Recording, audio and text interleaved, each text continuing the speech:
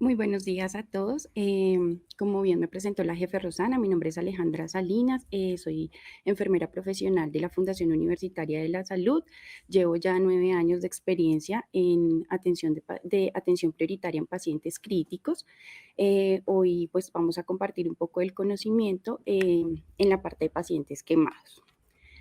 Em, vamos a empezar con una descripción rápida de una quemadura, que son heridas tridimensionales que se manifiestan sobre la piel y el tejido, produciendo destrucción del mismo.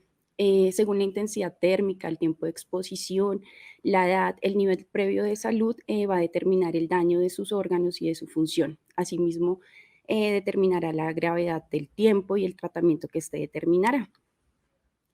A este tenemos una clasificación que será por agente, profundidad y extensión.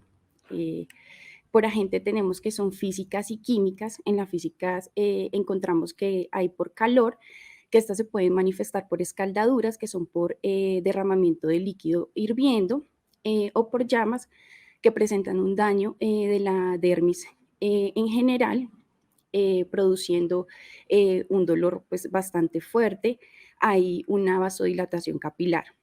En frío encontramos que hay por congelamiento, que estas por lo general se producen en dedos de manos, dedos de pies, orejas y punta de nariz. Tenemos también la parte eléctrica, que esta se da por una corriente eléctrica a través de tejidos y órganos, que va a tener un punto de entrada y un punto de salida. Tenemos por energía radiante, que estas se pueden dar por el sol, radiaciones ionizantes, rayos UV, y estas producen muerte celular.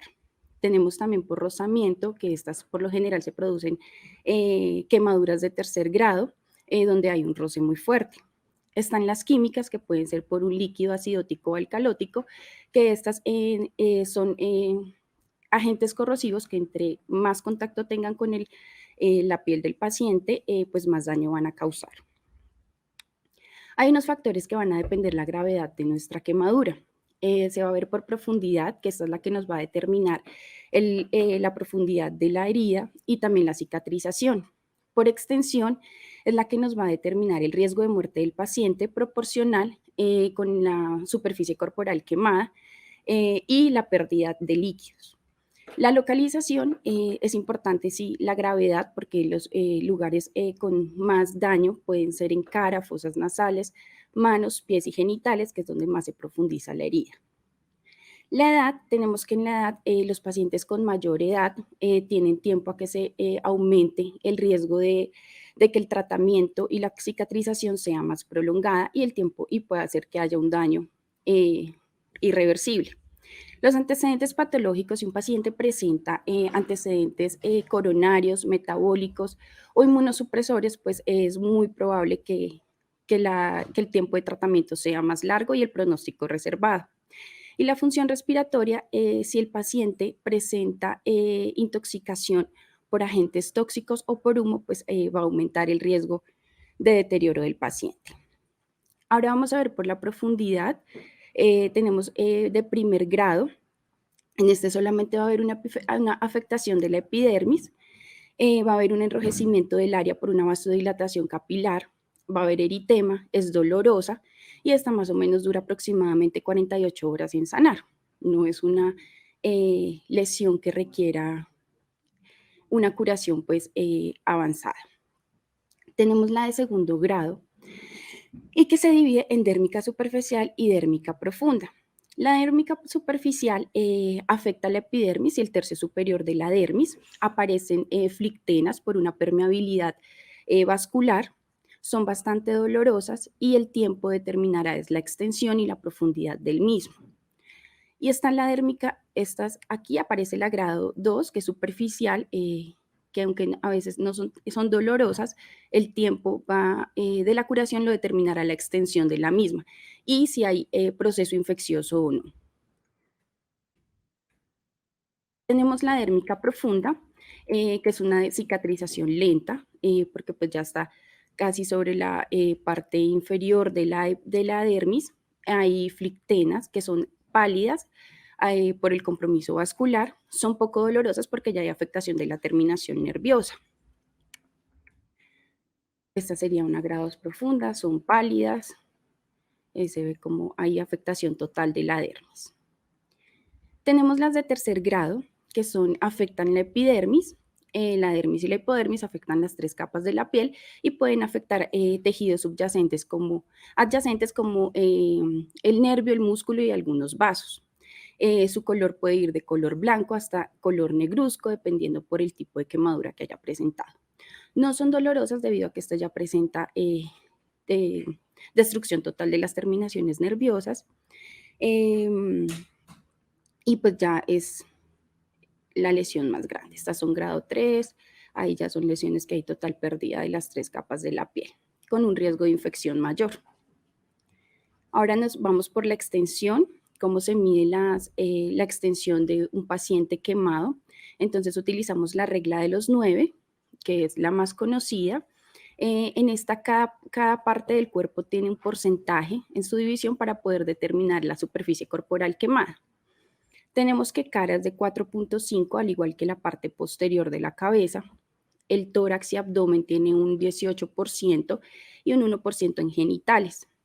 La parte de las piernas, cada miembro inferior presenta un 9%, tanto en la parte anterior como en la posterior. Lo mismo que los miembros superiores, tanto en la parte anterior como posterior, presentan un 4.5%. En la parte dorsal, cervical, lumbar, que va hasta los glúteos, abarca un 18%. ¿Qué pasa si el paciente presenta solo quemadura a nivel de tórax y una parte del cuadrante inferior de izquierdo o abdominal? El tórax abarcaría un 9%. Sin embargo, para poder determinar la superficie corporal quemada del cuadrante inferior, vamos a ver que con la palma de la mano va a ser un 1%. Esto quiere decir que con la palma de la mano vamos a medir la extensión de la quemadura y al sumarlo, pues nos va a dar la superficie corporal quemada que presente en otro sitio que no se pueda calcular según el parámetro que ya se tiene. Hay unos factores que influyen en la complejidad de las quemaduras. Tenemos que pues las quemaduras de tercer grado, por su afectación de las 3 capas de la piel, pues ya hay un riesgo mayor a que el paciente pueda morir o se complique en su proceso de recuperación. Las de segundo grado, si la superficie corporal es mayor al 10% en adulto. De segundo grado, si la superficie corporal quemada es mayor al 5% en niños y ancianos. Cuando son de primer grado, con más del 50 al 60% de superficie corporal quemada, cuando son en pliegues, porque por lo general las quemaduras tienden a hacer contracturas y a dañar o a presentar una limitación funcional de las extremidades o del lugar donde fue la quemadura. Cuando son en cráneo, cara, cuello, axilas, manos y genitales, debido a que aquí se presenta mayor profundidad de las heridas y pues mayor complicación. Las lesiones por inhalación, porque es muy probable que los pacientes presenten obstrucción de la vía aérea, la periferia de la boca y las quemaduras eléctricas, porque pues son directamente el conducto al corazón, entonces pueden producir arritmias o fallas cardíacas en instantes. Vamos a hablar un poco de la fisiopatología. Entonces, decimos que la piel, pues en el momento que la perdemos, se pierde la barrera protectora contra las infecciones, hay pérdida abundante de líquidos corporales, la termorregulación se pierde, hay destrucción de las glándulas sudoríparas y sebáceas y hay una disminución de los receptores sensoriales. En la fisiopatología de las quemaduras hay 2 fases. Está la fase hipovolémica. Aquí es donde es fundamental la atención prioritaria del paciente porque es donde más líquido se pierde. Y esta se pierde en el momento que inicia la quemadura hasta de 48 o 72 horas de la misma. Hay un rápido desplazamiento del líquido que va del espacio vascular hacia el intersticial. Los líquidos se van a concentrar en el área quemada, haciendo que se acumulen y haya un paso al espacio extracelular, donde va a haber pérdida de sodio y pérdida de proteínas. En esto se van a ir acumulando en el sitio de la quemada, formando edema o formando la flictena. O también si es una quemadura de amplia extensión y está abierta, probablemente la pérdida de líquidos empiece a salir por ahí. La mayor pérdida de líquidos no se ve. Por lo general, en las quemaduras, cuando son tan de grande extensión, la pérdida de líquidos es profunda. Hay deshidratación de las células, hay una pérdida importante de sodio y pérdida importante de proteínas. Entonces, por eso es importante la reposición de la misma. Hay una hemoconcentración, hay un aumento importante del hematocrito, haciendo que haya un flujo, se disminuye el flujo sanguíneo, haciendo que los glóbulos rojos se dirijan directamente al sitio de la quemadura y haciendo que se filtre. Ahí se hace una hemólisis, haciendo que esto se filtre por alguno de los glomérulos y por ahí van a presentar daño renal y se va a ver la hematuria. Además, va a haber una disminución importante de la orina por el bajo flujo. Tenemos que va a haber un desequilibrio electrolítico. El desequilibrio electrolítico se va a dar porque ante la pérdida importante de líquidos va a haber pérdida de sodio, va a haber aumento, va a haber una hipercalemia porque va a disminuir, va a haber oliguria, va a haber un daño renal, entonces se va a concentrar el potasio y no se va a filtrar. Igual la hiponatremia por la pérdida de líquidos por las heridas o por las quemaduras, va a haber un bloqueo, puede haber un bloqueo cardíaco, una falla ventricular debido al aumento de la hipercalemia, una acidosis metabólica por el daño tisular a nivel renal, entonces los ácidos se van a concentrar produciendo una acidosis metabólica. Hacemos una parte de evaporación en donde voy a hacer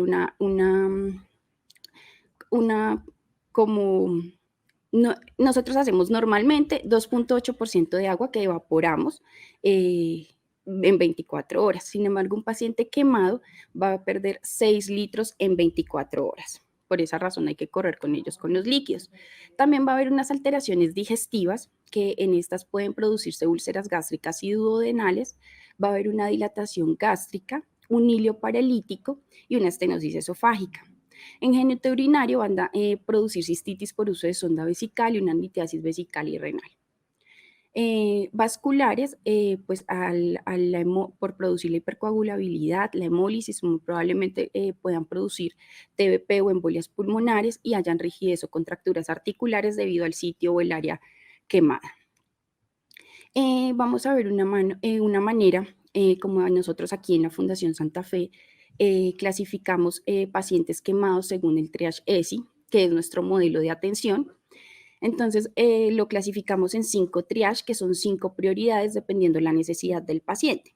Entonces, decimos que un triage 1 para la clasificación ESI es un paciente que requiere una intervención inmediata. Es decir, el paciente viene con alteración del estado de conciencia, inestable hemodinámicamente, o viene sin signos vitales. Entonces, si ya viene con atención prehospitalaria, el paciente ya ha sido atendido, pero viene intubado con la monitorización y requerimiento, será igual un triage 1 por su riesgo de inestabilidad hemodinámica. Si viene desde el área donde fue el accidente y viene con estas alteraciones, no se encuentran signos vitales en el triage, será como un triage 1. Si esta no es la necesidad, entonces nos vamos a un triage 2. Evaluar un triage 2 es un paciente que está en una situación de alto riesgo, que en cualquier momento su condición puede cambiar a un triage 1 y que puede tener alteraciones neurológicas como confusión, letargia, somnolencia o está desorientado. O también aquí tenemos en cuenta el dolor, que el dolor puede ser muy severo y pues tiene que ser tratado inmediatamente. Eso para nosotros es considerado como un triage 2. Si definitivamente el paciente no cumple con estos criterios de ser de que necesita una atención o que tiene alto riesgo de descompensarse, podemos pasar a un triage 3. El 3 es donde hay alguna alteración de los signos vitales, el paciente va a necesitar una observación en urgencias, algo de analgesia, de pronto hidratación, alguna imagen o alguna necesidad de estar en urgencias. Entonces lo vamos a clasificar como un triage 3. Si en cambio el paciente viene por alguna lesión, por una quemadura grado 1, que viene con un dolor controlado, que muy probablemente solo necesitará una valoración médica y una curación y probable egreso, se clasificará como un triage 4, si necesitará algo de analgesia. Si no, si el paciente viene es porque está preocupado pero no tiene dolor y nosotros consideramos que es un paciente que muy probablemente no va a requerir absolutamente nada, sino solamente la consulta médica, se considerará un triage 5, que será una atención solamente médica y se dará egreso. ¿Cuáles serán las intervenciones inmediatas? Entonces, si nosotros ya sabemos, hicimos una clasificación del triage, y ya sabemos a qué área se encontrará el paciente, vamos a evaluar entonces la vía aérea. Entonces, lo importante es hacer la permeabilidad de la vía aérea, un apoyo ventilatorio y mirar qué es lo que vamos a hacer. Es dependiendo de la quemadura. Si es un paciente que viene por quemadura, por inhalación de humo o porque viene porque estuvo en un aspiró humo, estuvo encerrado o que sospechamos que sea por monóxido de carbono, entonces el paciente debe establecer si necesita una intubación orotraqueal inmediata, si necesita oxígeno de alto flujo o si solamente con el oxígeno normal puede mejorar. La cabecera a 30 grados. Debemos verificar si la quemadura es facial o en cuello, esto porque son lesiones que pueden afectar rápidamente debido a que produce edema, pueden producir un edema importante y dificultar la vía aérea. Si las quemaduras son en cejas y vibrisas nasales, esto nos da una indicación de que este es un paciente que tiene quemaduras en la vía aérea, entonces que necesita una atención inmediata y rápida en la intubación orotraqueal, muy probablemente. Si el esputo es carbonáceo, si hay ronquera, y pues si los niveles de carboxihemoglobina son mayor al 10% cuando son en incendios. ¿Cómo vamos a detener el proceso de quemadura? Si el paciente ya viene en una atención prehospitalaria, es muy probable que ya lo hayan hecho durante la ambulancia o en el momento que fue atendida la emergencia. Pero si el paciente viene directamente desde el accidente ocurrido hacia el servicio de urgencias, lo importante es retirar la ropa del paciente sin retirar lo que se encuentre adherido a la piel. Hay que mirar si son agentes químicos, si son por polvos, debe retirarse con cepillo, con sumo cuidado de no tocar otras áreas que no estén lesionadas y que pues también la persona que lo está haciendo evite el contacto con él mismo. Debe lavarse con abundante agua por 20 minutos sin dejar que escurra para que no vaya a lesionar otras áreas no lesionadas. Finalmente hay que cubrir el paciente con una sábana térmica porque en el momento que nosotros hicimos el lavado, muy probablemente el paciente puede llegar rápidamente a una hipotermia. Entonces hay que cubrir el paciente. Eh, lo otro importante es dependiendo de las quemaduras que haya sido el total, el porcentaje corporal quemado, debemos ubicar al paciente, tratarlo lo más estéril posible, porque ya tenemos la pérdida de la barra protectora contra bacterias, entonces debemos evitar al máximo que produzca una infección secundaria a eso.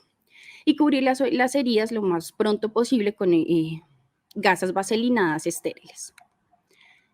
¿Qué hacemos con los accesos venosos? Entonces, los accesos, lo más importante cuando tener un paciente quemado es una vía venosa de gran calibre, preferiblemente, pues por el alto aporte hídrico que necesita un paciente con quemaduras y dependiendo claramente de la superficie corporal quemada.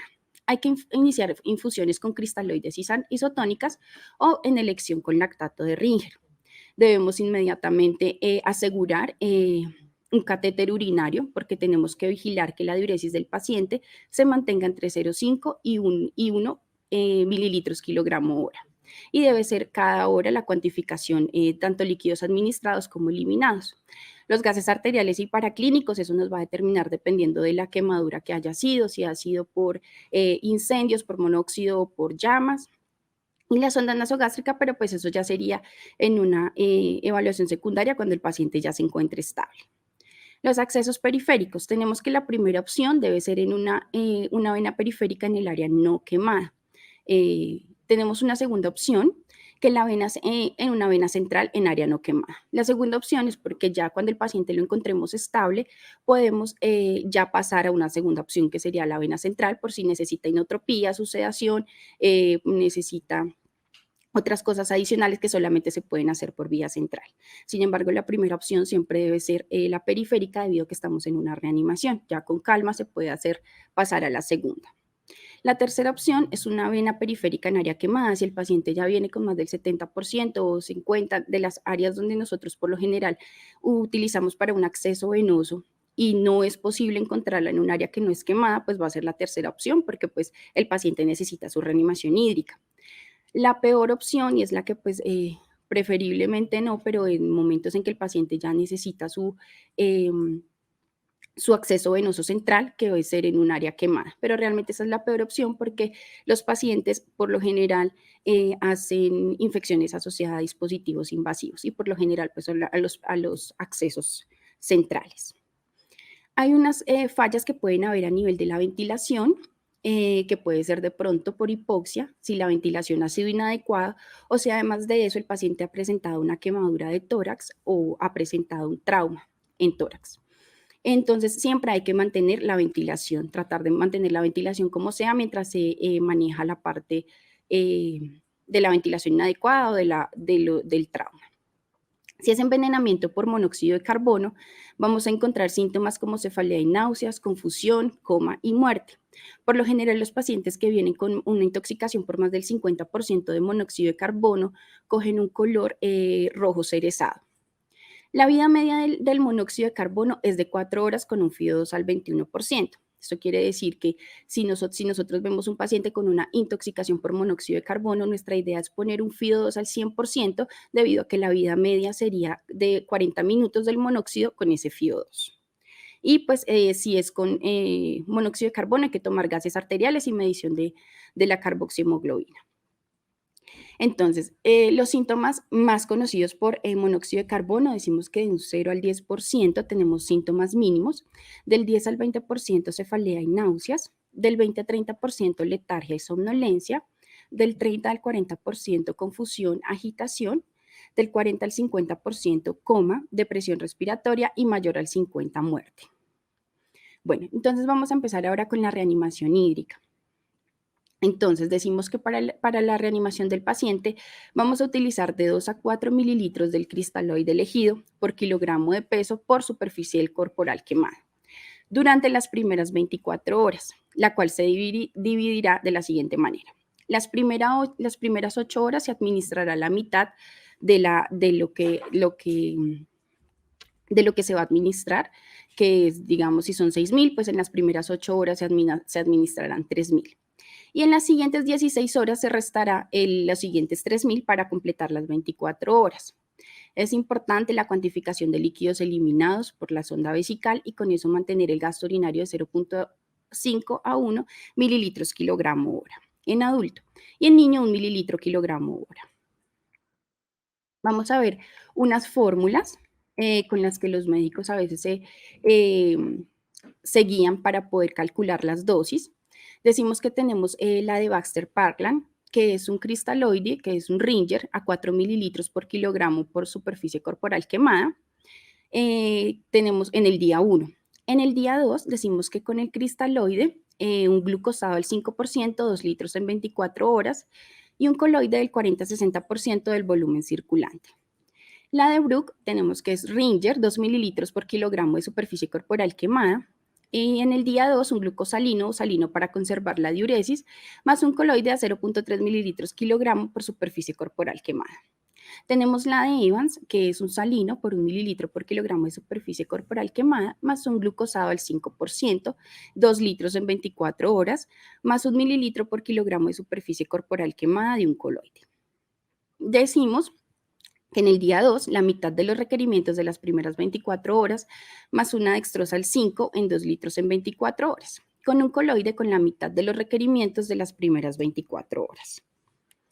Esto es como para tener en cuenta que las fórmulas solamente son una guía para tener un cálculo correcto. Sin embargo, dependiendo del paciente, de otras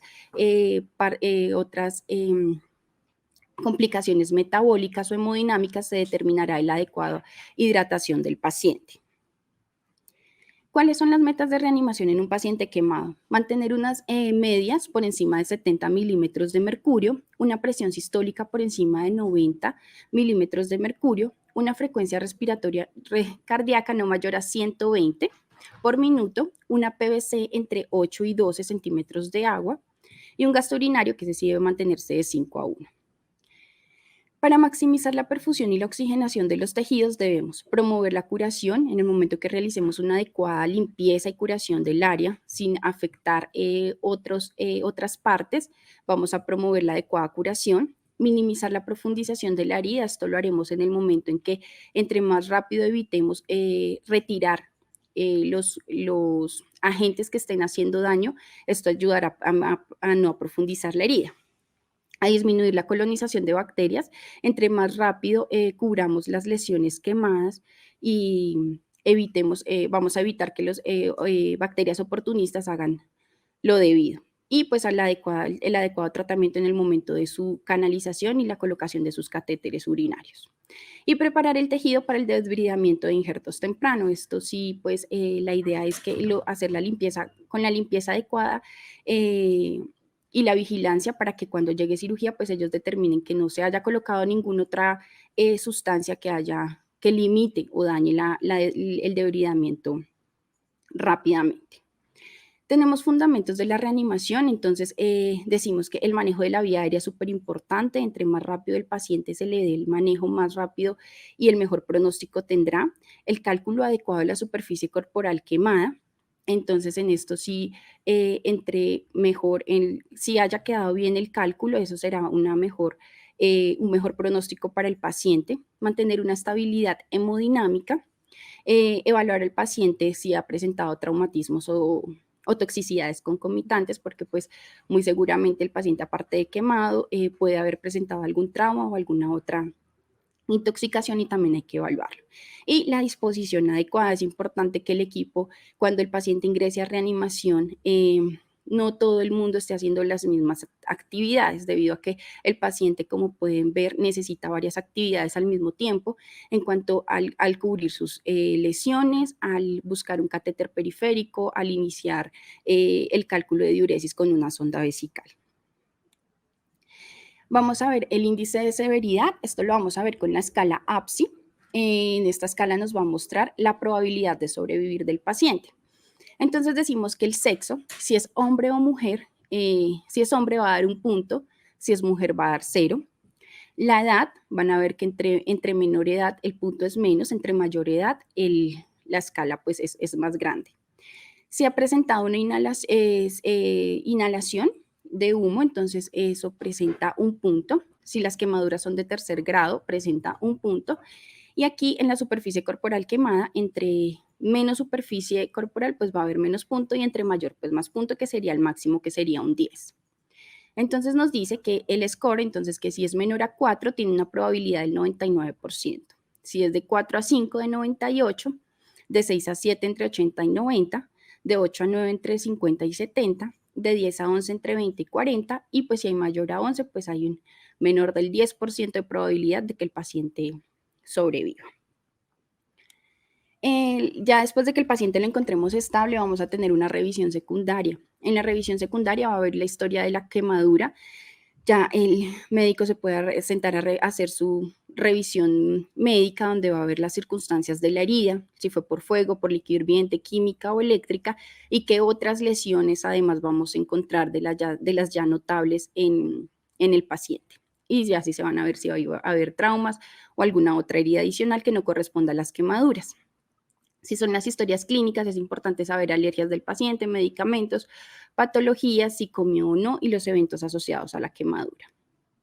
Unas medidas secundarias, lo que ya decía anteriormente, la valoración de la quemadura y si hay lesiones adicionales, el manejo del dolor y la ansiedad. Si las heridas, ya saben que si son grado 1 o 2 superficial, van a ser dolorosas y el paciente necesita pues el manejo de su analgesia, pero lo que más le va a ayudar al paciente es al cubrir sus lesiones. En el momento que uno le cubre sus zonas lesionadas, el dolor va a disminuir. La ansiedad, si es un paciente que ya viene con atención prehospitalaria, muy seguramente ya el paciente viene más tranquilo porque ya viene cubierto, pero cuando el paciente llega inmediatamente a urgencias, hay que ayudar a manejar el estrés del paciente, asegurarle que se encuentra en una buena institución, que ya está en las buenas manos y que vea que ya la atención va a ser inmediata. Manejarle un ambiente tranquilo y la profilaxis antitetánica. El manejo del dolor. Entonces, aquí es importante ver, aquí hay esta gráfica, dice que del 0 a 72 horas el dolor está siempre muy alto.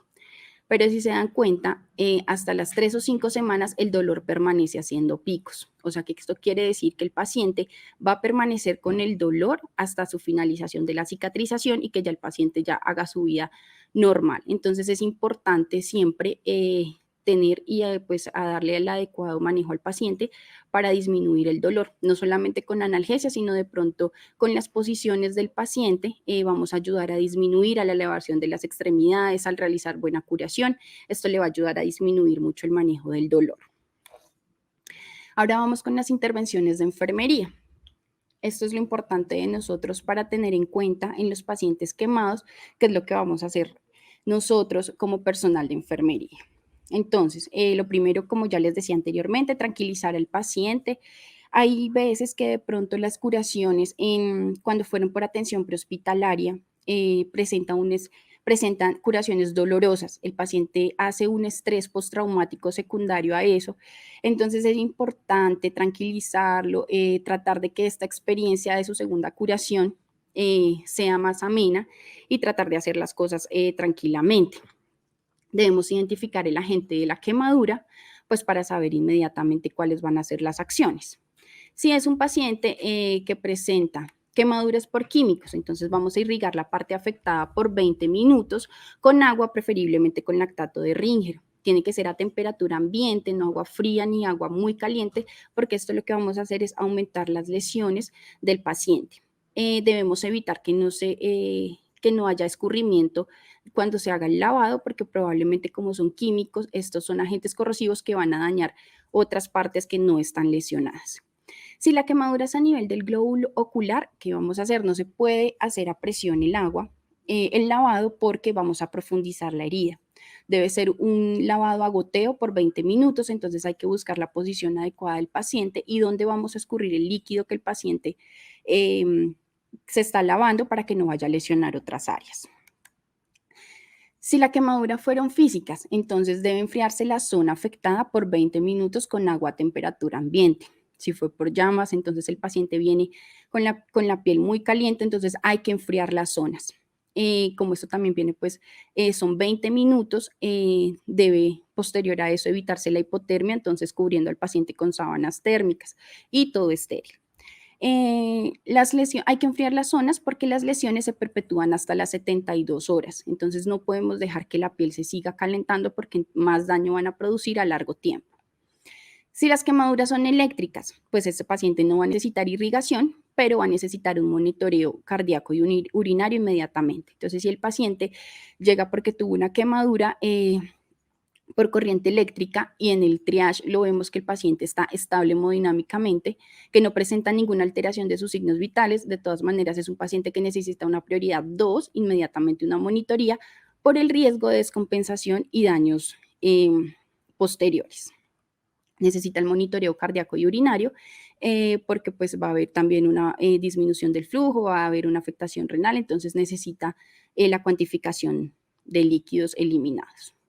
Hay que hacer una elevación de las extremidades debido a que cuando lo hablé en la fisiopatología, en el momento de que el líquido sale de las quemaduras, formando la flictena y haciendo un edema inmediatamente, entonces para disminuir eso hay que elevar las extremidades quemadas, dejarlas en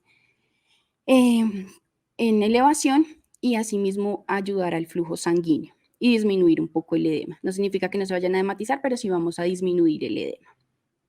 A retirar las joyas, bueno, esta sería una de las primeras cosas que se deberían hacer en el momento de que el paciente llegue a retirar joyas para evitar que haga un síndrome compartimental y ya después no se puedan retirar las mismas.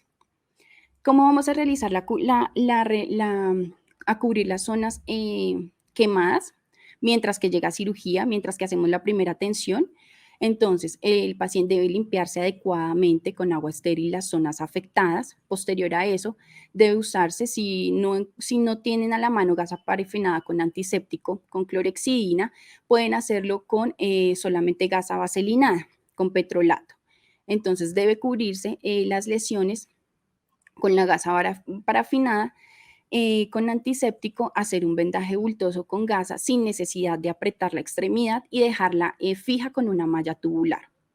¿Qué pasa con la gasa parafinada y por qué es la mejor opción? Debido a que esta gasa parafinada con clorexidina tiene una malla especializada que permite que la herida respire y no se cierre. Y permite pues que siga con su proceso normal y su salida de líquido. va a permitir la vaselina le va a permitir ser una capa protectora, es transparente, es oleosa, hidrata y va a permitir que en el momento de que el cirujano plástico vaya a hacer la valoración médica, no necesite retirar todo lo que ya se utilizó, sino que simplemente a la vista puede ver la extensión y la profundidad de la misma. Es importante el manejo del dolor, lo que les explicaba anteriormente, lo importante del paciente del dolor, simplemente con el hecho de manejarle y cubrirle las heridas, vamos a encontrar una adecuada